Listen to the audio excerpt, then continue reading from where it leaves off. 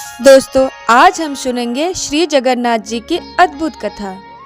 मान्यता है कि जब जब भक्त का मन टूटता है, जब जब इंसान खुद को अकेला समझता है, तब तब एक नाम दिल को सहारा देता है, जगन्नाथ, अर्थात जगत के नाथ, पूरे संसार के स्वामी।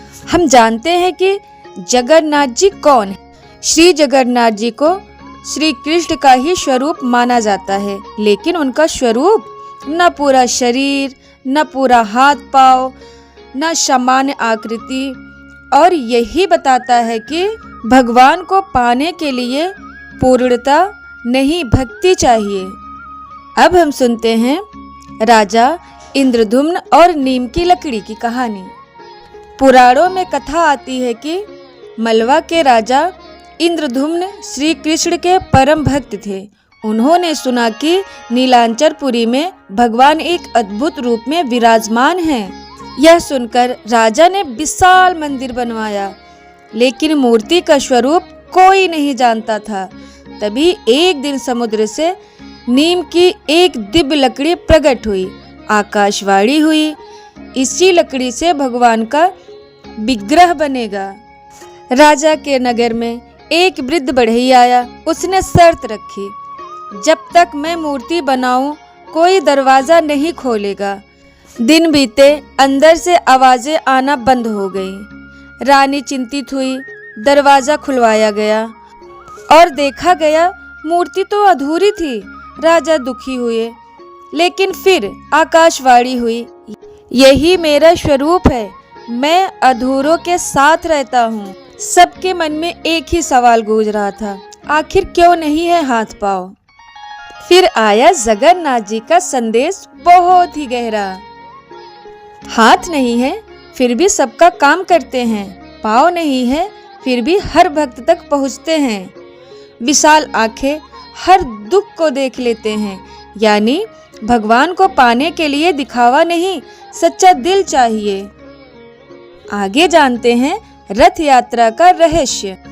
मान्यता है कि साल में एक बार भगवान जगन्नाथ, बलभद्र और सुभद्रा मंदिर छोड़कर भक्तों के बीच आते हैं, क्योंकि जो मंदिर नहीं आ सकता उसके पास भगवान खुद जाते हैं।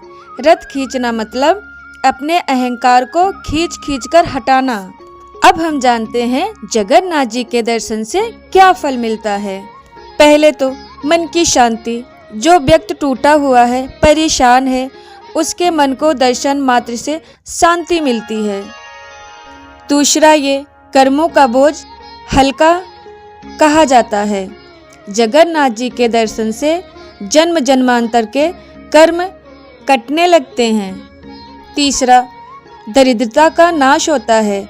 जो सच्चे मन से दर्शन करता है, उसके जीवन से धीरे धीरे आर्थिक परेशानियां हटने लगती हैं। चौथा, मोक्ष के मार्ग की ओर ले जाता है।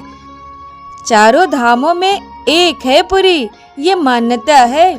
जगन्नाथ जी के दर्शन करने वाला वैकुंठ का अधिकारी बनता है। पांचवा, अहंकार का अंत होता है। उनका अधूरा स्वरूप सिखाता है पूर्ण वही है जो विनम्र है।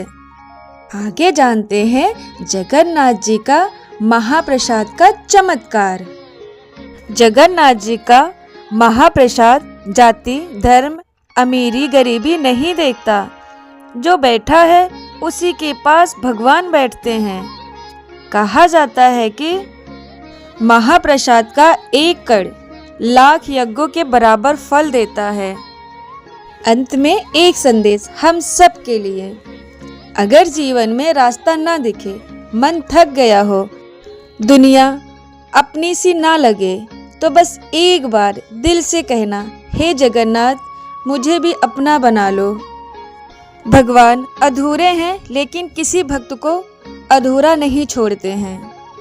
दोस्तों, अगर यह कथा दिल को छू गई हो तो जय जगन्नाथ कमेंट में ज़रूर लिखें और चैनल को सब्सक्राइब करें, क्योंकि यहाँ बात सिर्फ कहानियों की नहीं, आस्था की होती है।